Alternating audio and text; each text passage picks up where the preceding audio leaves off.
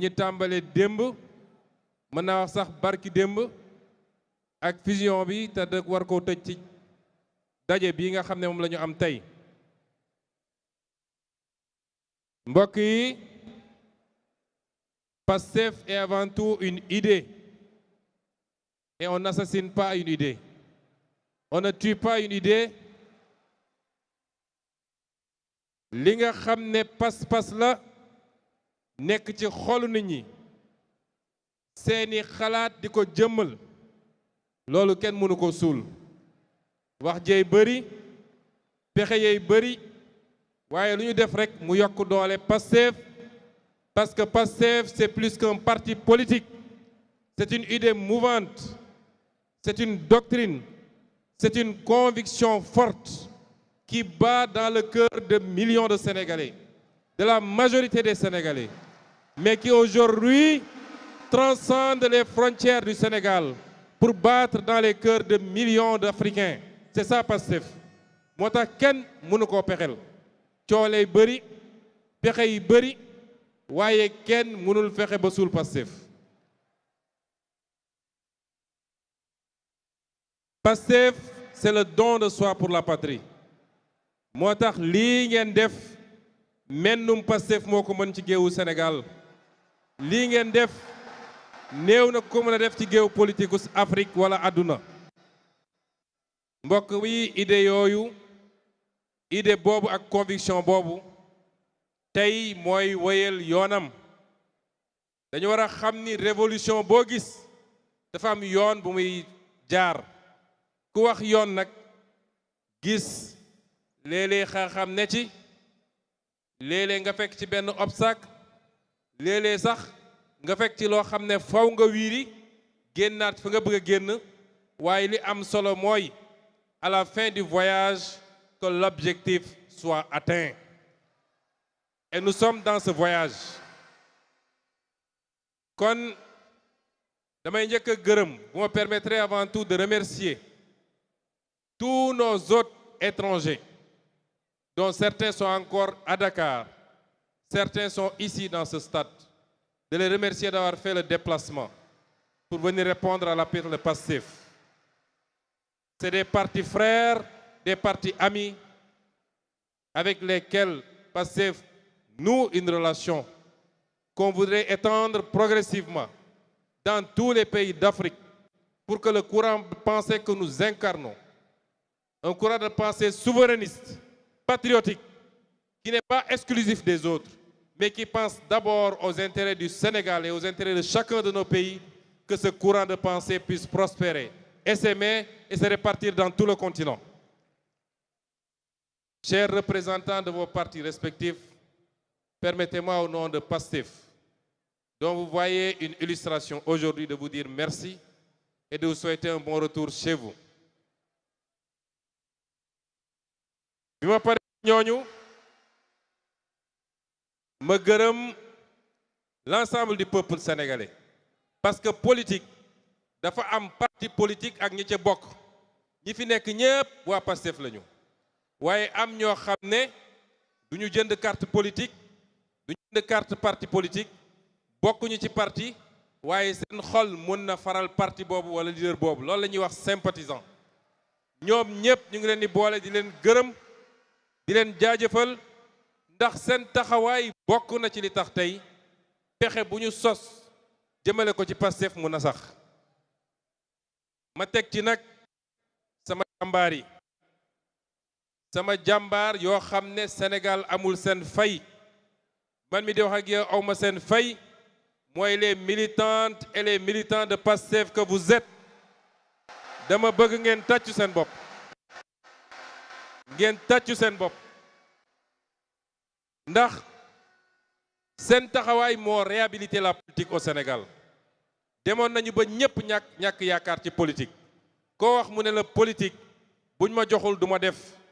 ndax politicien jaru ko buñ ma joxul du ma génn balaa may déplacé wu nañ ma jox 2500 ak t-shirt ak lu demee noonu waaye yéen ci seen taxawaay yéen a jëmmalaat politique ñu xam ni engagement politique, c'est s'engager pour soi-même parce que c'est pour s'engager pour sa nation. C'est s'engager pour son peuple. c'est s'engager pour son avenir et l'avenir de ses enfants, de ses petits-enfants. Man damay anorgueilliru saa su ne dellu sant yàlla ne li ma am ci militant fii ci Pastef te nag yéen a ma boole gaay yi yéen militant Pastef yéen a ma boole gaay yi li ma gaay yi iñaane du man sama jëmu bopp de waaye qualité militant yi ñu yàlla jox moom lañ ñu iñaane kon coow li yépp leen la léeg-léeg sax ma ne est-ce que de temps en temps bu ñu xewlee du ma leen abal quelques militants Pastef ngir ñu may ma jàmm tuuti yéenay problème bi kon ñu ngi leen di féliciter vous les militants de Pastef commencez ko par les 533 sections communales yi nga xam ne teew si nañu ñoo jox congrès bi sa forme institutionnelle bawoo ci fépp ci Sénégal ak les cellules yi nga xam ne ñooy diaspora bi ñoom laay jiital ci ngërëm gi di leen féliciter teg ci nag mboolem seen militants yi coordination départementale yi section communale yi les cellules dans tous les quartiers dans tous les villages du Sénégal ñi nga xam ne ñoo nekk au niveau central le bureau politique le conseil national le COMEX les secrétariats ñoom ñépp seen taxawaay rafet na c'est vous qui faites Pastef c'est vous qui faites la fierté de Pastef kon ñu ngi leen di gërëm waaye di yokk ngërëm gi nag ci bi ngeen jëlee seen confiance teg ko ci suñu jëmm gu néew gi maa ngi leen di remercier te xam ni je mesure pleinement du caagee ne rek parti bi biñ ko créé ba léegi man maa ko jiite woon que lii dafa waroon doon formalité déedéet ndénkaane la ci yàlla wax ndénkaane du lu tuuti moo tax li ngeen def démb à l'unanimité mooy 100% ngeen jël ko muy confiance bu ngeen renouveler ci sama jëmm lu rëy rëy la ci man ma jël l'engagement solennel ici jëlati ko fii ni duñu toog ba ngeen ne Ousmane Sonko trahir na les idéaux et les principes du parti loolu du musa am parce que du suñu gëm-gëm du suñu yar du suñu cosaan ak suñu aada du suñu xeet amul lenn loo xam ne nangu na loolu nit bu ngor jógee ci yow dara desu fi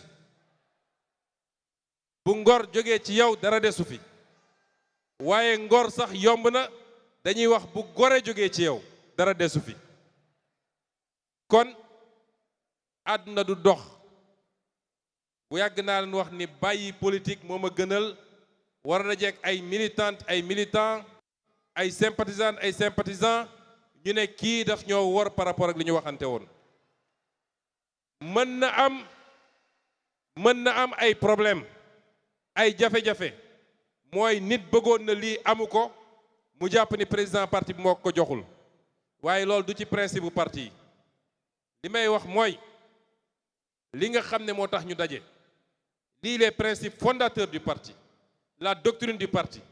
kooku duma ci musa jàppante kenn wala ku ma ci jàppanteel moo ma tooñ waaye nag yi nga xam ne mbirum nit la ci jëflante am na fi amaat fi élection mun na jot nit bëggoon ñu investir ko commune sangam investiruñu ko mu mer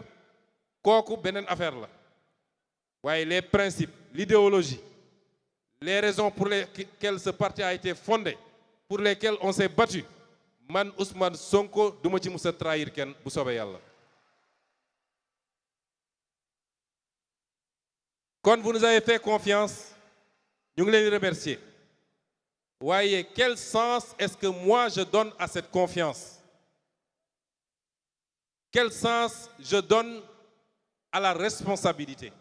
à l'autorité dont je suis investi pour présider aux destinées de ce parti, pour prendre des décisions à votre nom à tous? lan moo war a tax tey mu mën a nekk fii ma nekk yor micro di wax yéen ñëpp ngeen déglu ma lan moo war a tax fu ma romb ngeen ne ma président ban sens laa jox loolu. Parce que principalement dans nos pays l'un des problèmes bi ñu gën a am ci réew mi et de manière générale en Afrique mooy nit ñi dañoo xamul lan mooy pal. ku ñu fal foog nga ni yow léegi da nga aju ba ña nga àndaloon dañ laa war a nekk toog ci suuf di la xoolee ci kaw. loolu du responsabilité. ki ñu fal moom dafa war a xam ni moo gën a suufe ci ñi ñu àndal ñëpp. ndax proverbe bi danaan saydul qawmi qaadimuhum ki nga xam ne moom la ñu jël ne ko yow ñëpp daje nañu xool ni yaa ñu doy ñu jiital la yow yaay le serviteur waroo xaar ñu servir la. kon responsabilité bi du lu ñuy diir mbagg du tax ñu yëkkati mbagg du lu walla tax ñu teg suñu bopp fu ñu nekkut waaye dafa war a commander beaucoup plus d'humilité encore d'être à l'écoute de chacun et de chacune d'entre vous xam ni yéen a ma gën yéen ñi ma tànn wóolu ma te mu leer ma ni ñu bari ci yéen ñoo ma gën ñu bari ci yéen ñoo ma gën a baax ay qualité ñu bari ci yéen ñoo ma ëpp xam-xam ñu bari ci yéen ñoo ma gën baax parcours. kon nit buñ la jiitalee xamal ni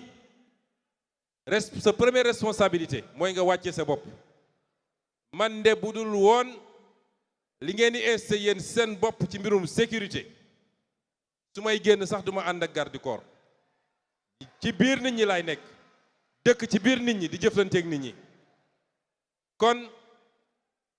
xam leen ni je suis votre serviteur.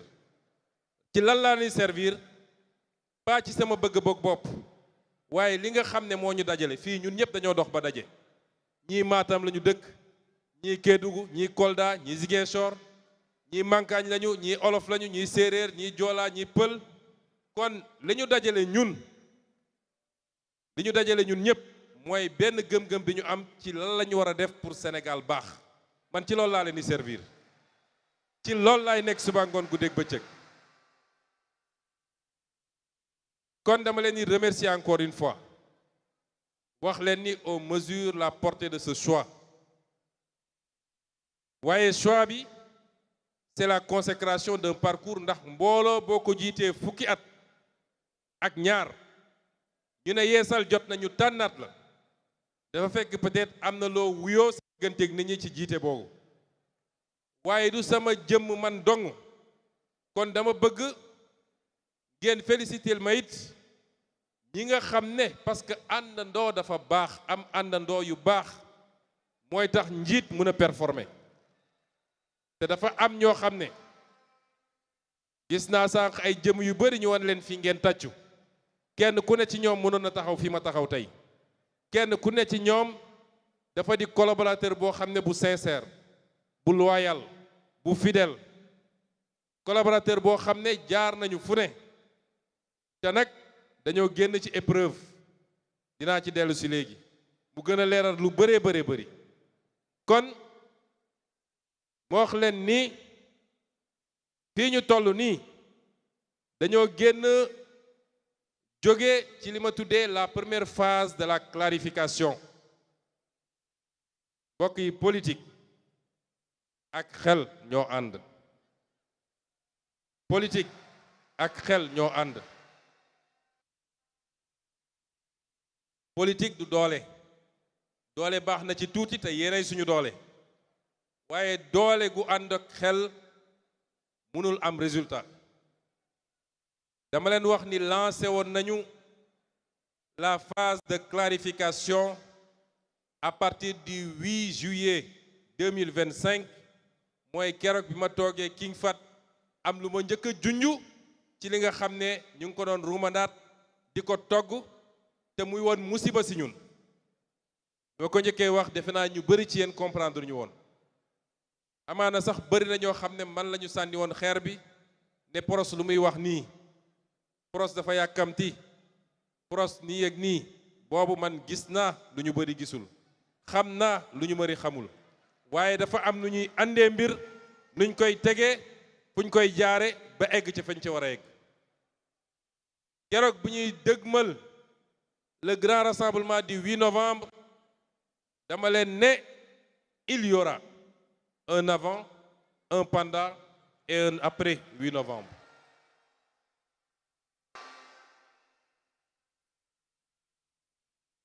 mbokk yi est-ce que seede ngeen yéen ñëpp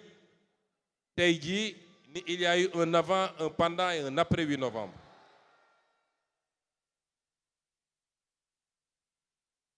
clarification boobu dafa waroon a am parce que li nit ñi doon togg ci suuf te bu ngeen dajee ci biti ñu siiñ la lëng la wane ni xarit ngeen wane ni frère ngeen ci parti bi fekk ñi ngay gas kàmb ci suuf bu ñu yàlla mayuloon ñu teel koo gis bu mën cee doxal li ñuy doxal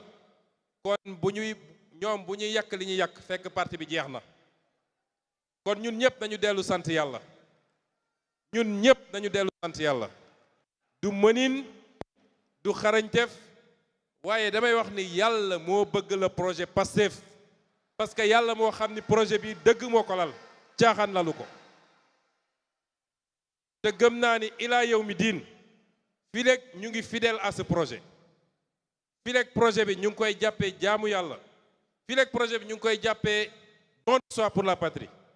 lu waay sumb mu wëlbati ko këpp ci yow du suñu mënin du suñu njàmbarte du suñu xarañteef mais yàlla du seetaan yàqte jël le dessus ci li nga xam ne mooy dëgg. kon tey nee naa première phase de la clarification bi génn nañ ci lan mooy résultat bi mooy bëri na ci ñun wala ñun ñëpp sax waaye bëri na ci sénégalais yi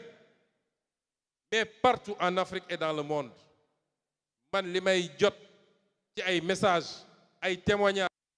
ba ci ay kilifa yoo xam ne chef d'État lañu bëri na ñoo xam ne am nañu surprise bëri na ñoo xam ne am nañu déception waaye man awma surprise awma déception damay wax alhamdulillah parce que nag lu ci bëri émotion la te c'est normal dama wax léegi politique c'est avant tout la raison avant le cœur ñun nag patriote dañoo xaw a émotif yenn saay te dinaa ci dellu si dañoo xaw a émotif rawatina nag lépp lu xaw a laal pros gars yi xaw a am nuñ ko jàppee mais yàlla buy defar day mel ni ku yàq man keroog dama sant yàlla parce que dama jàpp ni li ma doon ñaan yàlla ci clarification am naa ko bugguma woon dara yàqu nag su ma sañoon yaakaar bi kenn ku ne ci ñun amoon ba ñuy jël nguur gi en 2024 yaakaar googu continuer way waaye nii mu doxee nii mënoon na doxee nu ko gën a garaaw fuuf kon dañuy sant yàlla kon sur le plan politique clarification am na Pastef est resté Pastef. Pastef est plus Pastef que jamais. Pastef en sort pour être la plus grande formation politique bu doon 54 la ñu woon tey ñu ngi 75 loolu mooy réalité bi. ci wàllu idéologique ak doctrinal léegi Sénégal yëpp xam nañu ñan ñoo bëgg rupture ak changement ak ñan ñoo bëgg statu quo wala delloo ci système bi fi nekkoon loolu leer na au moins kon ba léegi ñu ngi ci clarification mais loolu set na def nañu ñaari at ci gouvernement ñëpp xam nañ ni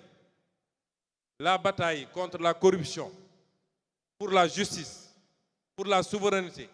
pour la récupération de nos avoirs pour la renégociation des contrats ñëpp xam nañ ni primature lañ ko doon defee Premier ministre Ousmane Sonko moo ko doon xeex kon ñëpp xam nañu ñan ñoo conforme au combat de Pastef un combat pour la patrie un combat pour la souveraineté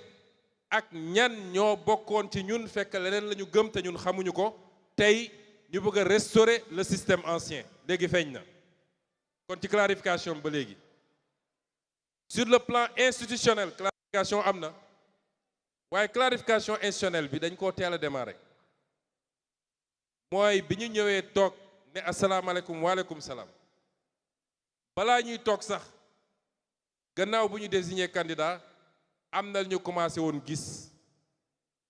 moo tax keroog bi ñu dëgmalee élection législative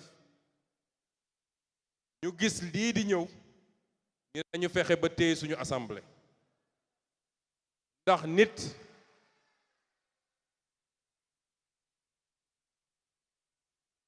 ñu ne nañu fexe ba téye suñu assemblée ay suñu téewuloon assemblée bi ci jamono ji ay bu ñu loolu rëccoon ñu ne kon yàkkale dafa am fu mu yem yàkkale dafa am fu mu yem lu ko may rek nga fanaane fande yow ak sa njaboot kon nañu fexe ba am lu ñu téye te amul cër bu gën a central buy que assemblée nationale cim réew looloo tax ñu def li ñu def yàlla jàppale ñu ci militants yi takk seen digg ñu wëraat Sénégal yàlla jox ñu lii mu ñu jox kon assemblée bi tey bokk na ci clarification bi nga xam ne door nañ ko fekk coow amagul kon clarification institutionnelle am na ñu dox nag ba léegi camp yi leer na ku nekk taxaw fi nga taxaw ba bëgg a wax sénégalais yi nit ñi nga xam ne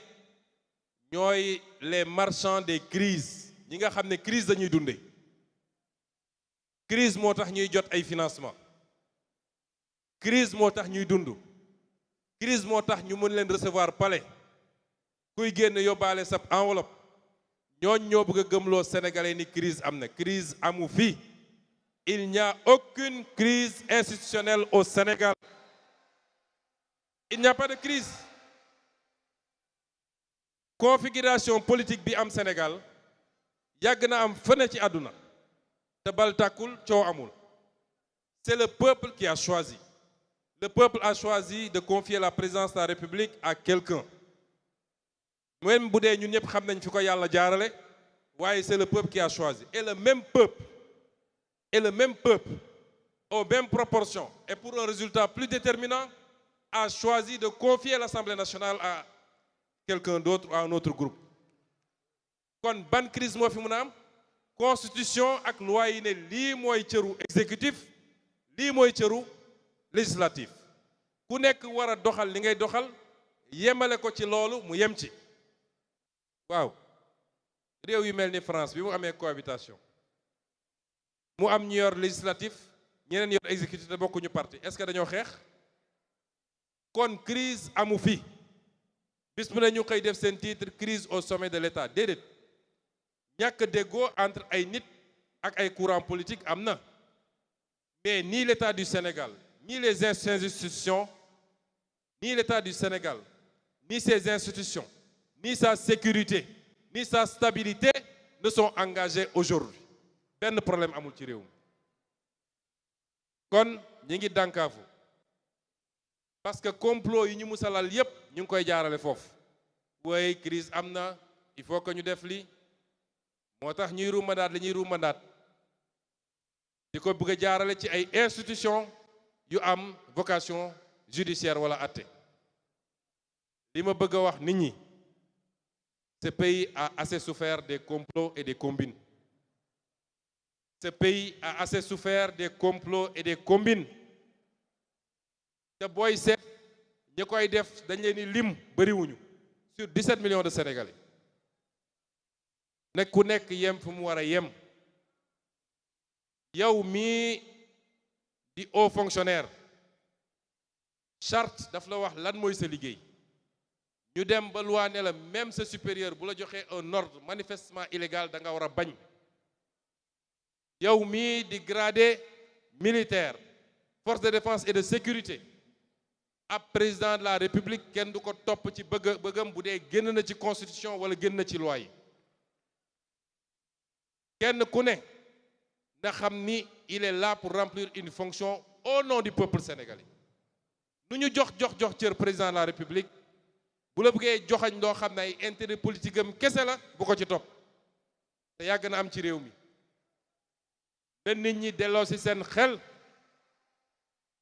nañu delloo ci seen xel te xam ni c'est ça le Sénégal c'est le peuple c'est pas de s'enfermer dans des bureaux au palais à la primature wala au ministère de la justice foog ni loolu mooy Sénégal saa su Sénégal tàkkee loolu moo ko taal parce que c'est des gens certaines personnes dañuy dem ba fàtte ni ñoom dañoo bokk ci peuple bokk ci réew ñu jàpp ni ñoom nag les parcelles de pouvoir qu'ils ont mën nañ ci abuser pour les beaux yeux ou le plaisir d'un président de la République na ñëpp delloo seen xel rawati nag nguur goo xam ne at ak genn wàll daanaka moo ci des lu fi jar sacrifier sa bopp nañu jël exemple sur l'histoire récente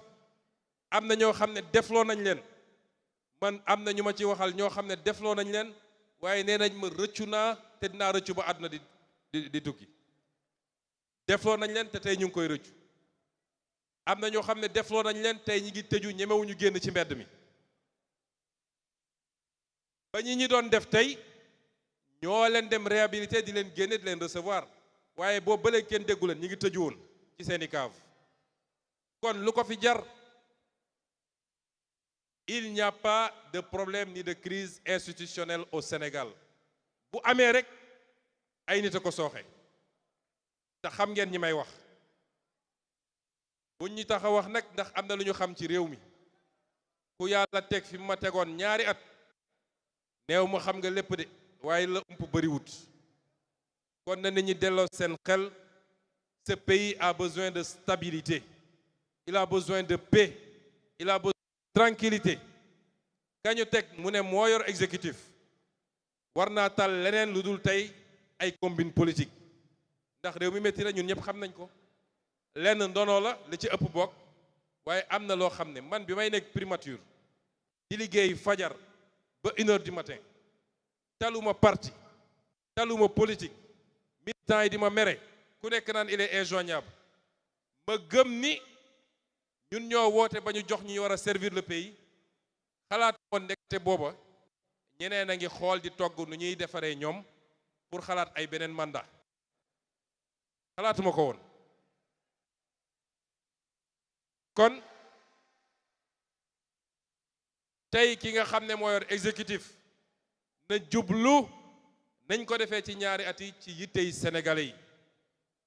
parce que liy maywaat mandat du nu may def ba écarter tel candidat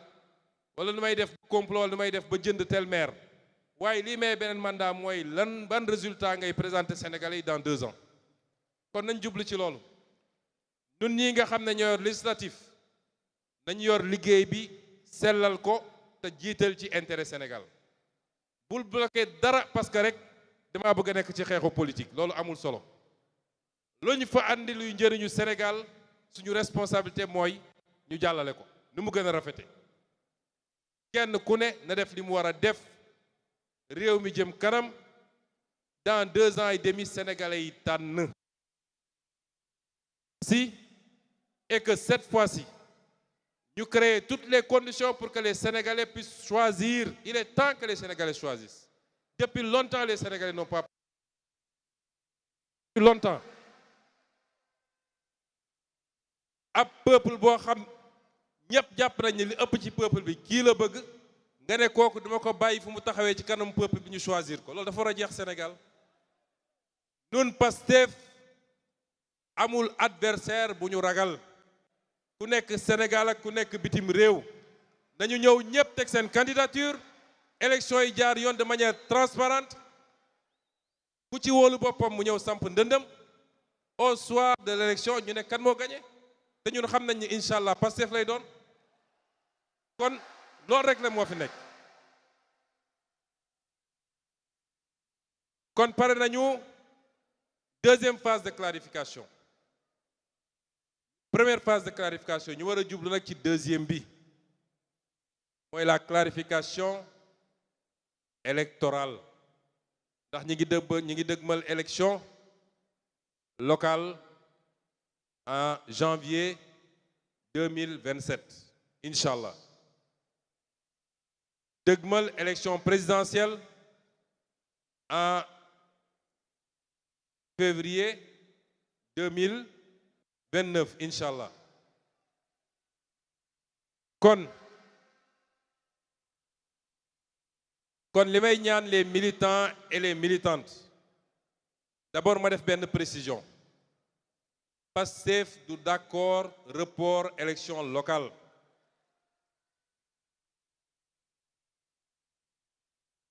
ku pare ñun pare nañu, ku parewul ñun pare nañu.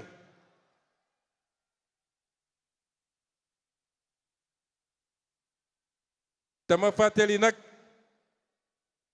ni fii au Sénégal kenn mënu fee reporter élection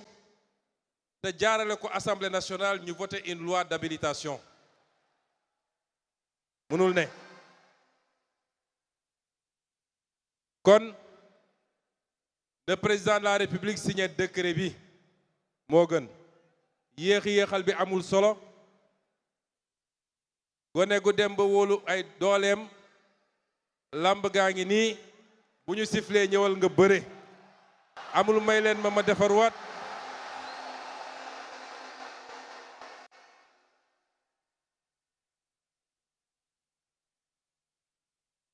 amul may leen ma entraîné waat. amul dama fàtte sama gàllaaj. amul sëriñ bi nee na ma moom bëre rek sëgg ñu bëre benn yoon mu jeex.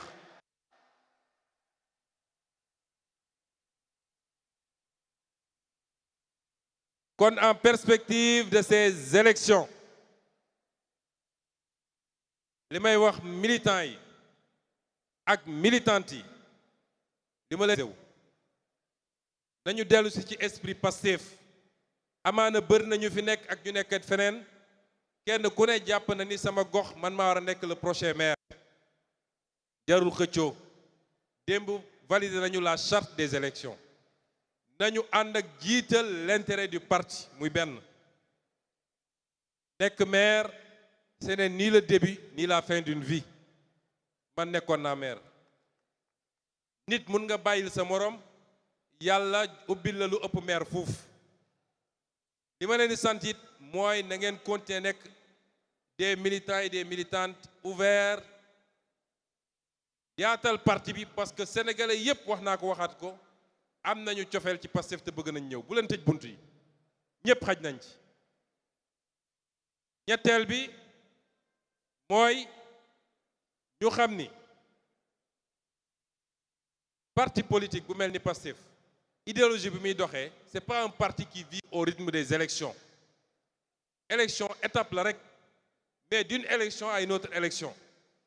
il y a plus important que ça. kon nañu dellu sur les fondamentaux du parti loolu am na ci solo. ma dénk leen nit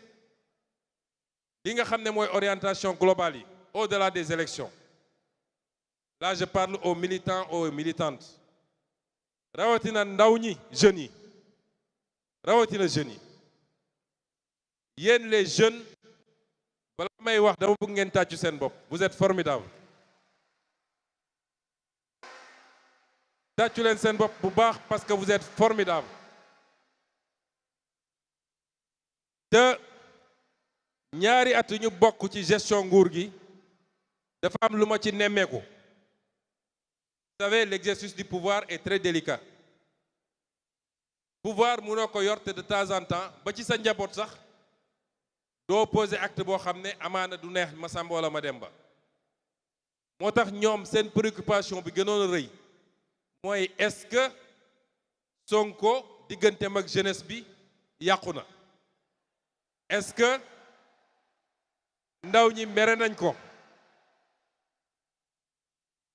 tous les prétextes ont été bons. bu ñu nee fii ambulant mënu fee taxaw ñu dem ne leen gis ngeen waa ji bëggu leen. bu ñu nee problème am na université ñu dem essayer wëlbati étudiants yi. parce que seen obsession mooy nañu fexe bañ ne Sonko digganteem ak ndaw ñi yàqu na. loolu mooy seen obsession. kon yéen ndaw ñi li ma leen di ñaan. Pastef est devenu un parti mature. C'est le parti le plus complet au Sénégal. Toutes les lignes coché nañ ko. parti bu eggee foofu nag dafa war a doon un parti modèle. dafa waroon un parti boo xam ne du yomba jàmm ci attitude ñi ko bokk ci seen comportement ci seen kàddu parti bi dafa war a fexe ba doon un parti exemplaire parce que benn yi nga xam ne ba léegi dañuy am appréhension kenn ku ne su ñun suy wax day jàpp ni kilifa diine nga koy déglu maga nga koy déglu xale bu ndaw a ndaw mi ngi koy déglu kon ñun dañu war a xool nu ñuy waxeek nit ñi moo tax bu leen topp Pastefu 2021 du Pastefu 2026 kon yenn kàddu yi ñun nañ ci génn parce que ñooy parti majoritaire les colibés les insultes les injures jël nit utal ko tur di ko tuddee yooyu yëpp ça ne grandit pas Pastef ñun weesu nañu loolu Pastef est un parti d'idées un parti de savoir un parti de science un parti de programme je veux que ngeen déglu ma baax la jeunesse léegi rek bi may génn ci oto bi dégg naa ay slogan mais yéen ëpp ngeen loolu léegi yéen ëpp ngeen loolu la jeunesse du parti ëpp ngeen ay slogan ak ay tur yu ñuy tuddee nit lépp loo xam ne day doon lu njaga suñuy teg ci nit bàyyi leen ko wane leen ni vous êtes une jeunesse bien forte une jeunesse intelligente une jeunesse intellectuelle une jeunesse citoyenne wane leen ni li ñu woote ci li war a jëmale réew mi kanam yéen a ngi koy incarner c'est ça que je veux désormais ne cédez pas à la provocation parce que ñoom li ñuy wax xam ngeen lan la dañ naan ndaw Pastef ku neex a booleeg sénégalais yi la ku neex a booleeg àdduna la ku xëy naan kafeem rek xaw a am lu ñagas sum wax ci Ousmane Sonko rek ndaw ñépp topp ci ñun dépassé nañu loolu yonent moo ñu gën fuuf te dégg na lu ne waaye lu ñu yëkkati rek ci ñun loolu day wëlbati ku nekk avantage ci ñun kon li ma leen di ñaan parce que déglu leen ma bu baax dama xam seen stratégie xam li ñuy togg te lépp lu ñu def suba ba ngoon jot yàlla may nañu mu egsi ci ñun la ñuy togg mooy fexe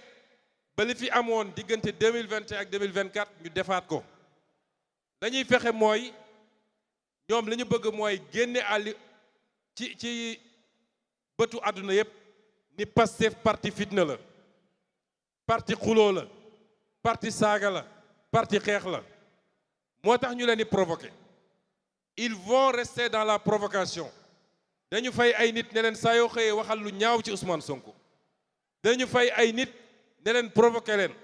bu ko defee xale Pastef bu réagir ñu ne dem leen jàpp ko parce que moo wax diw lii moo wax diw lale Pastef moo mag loolu ne tombez pas dans ce piège li ma leen sant mooy rester dans le travail de massification rester dans le travail d'éveil des consciences sillonner le pays dugg leen ci village yi dugg leen ci gare routière yi dugg leen ci école yi ci université yi parce que loolu mooy dëgëral parti bi li ma leen sant j'ai sorti 2 ou 3 instructions ku xam parti bi xam dañoo bëgg a changer complètement bu génne naa instruction ne leen 1 million de cartes de membres démb lancé nañu placement carte de membre yi bëgg naa ñu am lu ëpp 1 million fuuf jël leen carte de membre yi les sénégalais vous attendent ils demandent ces cartes de membre là dem leen ngeen placé ko nee nañ leen dañoo bëgg ngeen taxawal 10 000 cellules à travers le Sénégal à travers les 553 communes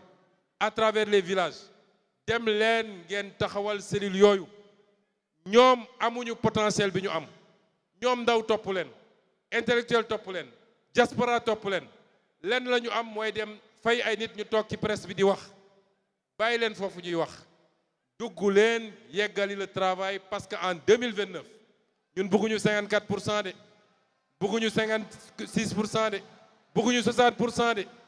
2029 à cette heure-ci bëgg naa ñu ne 70% minimum loolu liggéey la donc sortez de ça sortez de ça bu leen tombeeti ci seen piège ku wax bàyyi leen ko ci waxam ku wax bàyyi leen ko ci waxam xam nga alquran dafa ne wa ida xaatamahul jaahiluuna qaalu salaama ndax xuloo ñaar a koy def ñaar mooy def xuloo alquran bi muy wax nitu yàlla yu baax jaahil nag bu dee ci diine mooy ku gëmul waaye mun nañ ko jël ci àdduna mooy ku xamul ñi nga xam ne nag xamuñu mënuñu kenn dégluwu leen kenn topp leen kooku bu ñëwee di tongoo nee ko salaam man awma sa jot ndax ñun ñoo takk càq bi ñun waa Pastef dama bëgg ngeen xam ni mbir mi bu yàqoo rek ñun la yàqul Pastef ñoom nag dañoo toll ci suñu mënul lekk ci cere gi nañu fexe ba xajamal ko nañ ci sotti suuf bu leen topp ci loolu j'insiste beaucoup sur ça parce que ça me fait très mal chaque jour su ma xëyee ñu ne jàpp nañu tel militant de Pastef parce que wax na lu mu warut a wax ñaata yoon laa leen wax ni jaru ko ça n'apporte rien à la cause et au combat la ca des lu tuuti la nañu muñ te jublu ci liggéey bi 10 000 cellules à travers le pays 1 million de cartes de membres waaye leneen lu ma leen di sant na ngeen bindu te inciter les jeunes ñu bindu ci liste électorale yi bindu leen parce que am cofeel ci Ousmane Sonko am cofeel ci parti bi teew bindu woo amul njëriñ kon nañu gën a góorgóorlu ci yooyu mbokk yi Pastef est le plus grand parti du Sénégal par la volonté de Dieu lii ñu toll nii yépp ñu ngi ci yoon bi génn guñu ci yoon bi yàlla may na ñuy xeex 10 ans ci 10 ans yi fal nañu ay député fal nañu ay maire fal ci 10 ans yooyu fal nañu président assemblée ci 10 ans yooyu am nañu ay natt yu ñu dab lenn ci ñun tey ñi ngi sàngoo suuf te gëm projet bi moo ko waral lenn ci ñoom ñun jël nañ ci ay dog-dog yu doy waar ci 10 ans yooyu dund nañu ay déception yoo xam ne liggéey nañu ba def nit kilifa moo xam maire moo xam député moo xam président mbir mi dox ñu gis ci safaan ak lu ñu yaakaaroon waaye nag bu am recul tuuti seet loolu yépp boo ko dajalee dafa gën a dooleel Pastef dafa yokk Pastef te expérience boo xam ne li tubaab naan un tri naturel tey ci bii épreuve ñu mujjee dund le tri naturel a été fait te nañu sant yàlla bu dee sur les millions et des millions de Pastefiens ñi nga xam ne tey rocceeku nañ dañ leen di compter bëriwuñu kon Pastef a et incarne la confiance des Sénégalais. Pastef est un modèle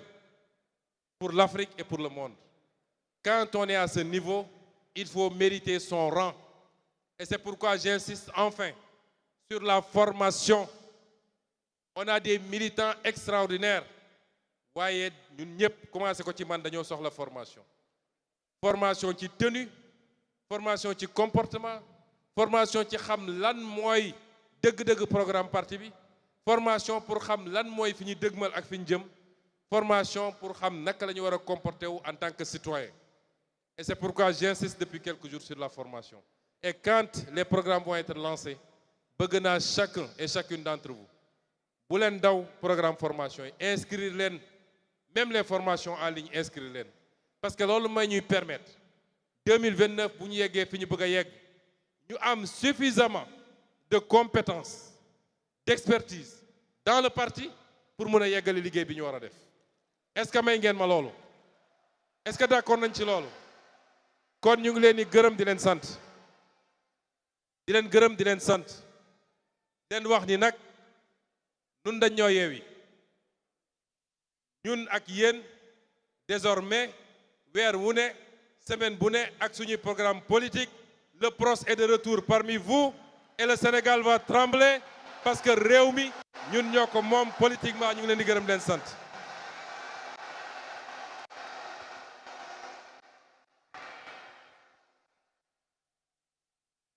Et voilà, merci beaucoup. Le don de soi pour la patrie. Merci les patriotes.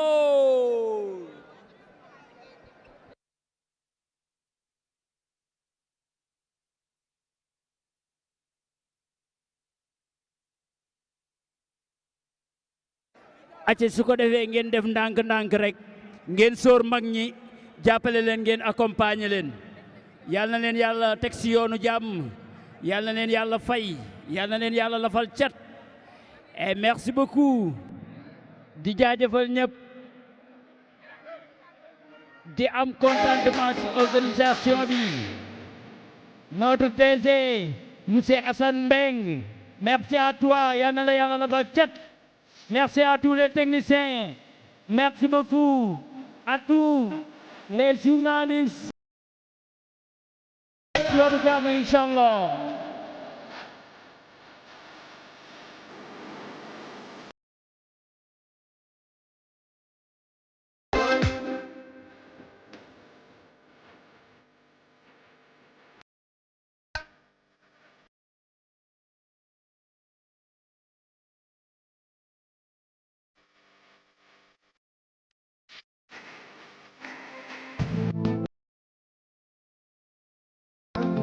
Yoni ngameni nana semena kanke mana moitu kan modam pergi ay o kosi parfait moitu do begel hol biyak na jobel kay bi mane nana semua shiri boy kay